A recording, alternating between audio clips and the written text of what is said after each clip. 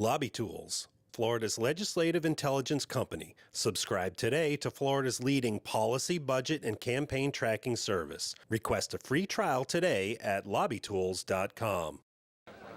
State lawmakers have been limited to 8 years in office since term limits took effect after the 1992 election.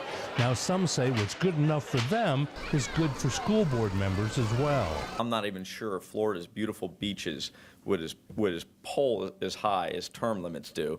A new poll released in the committee shows that term limits are widely popular with the general public.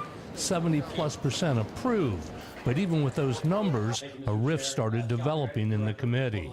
And local citizens to decide for themselves at that county by county level if they want to establish their own localized place-based term limits. One by one, a half dozen members said they wanted to let local communities decide if their school board members should face term limits. I don't believe that voters in one part of the state should be able to change the basic structure of local government in another part of the state.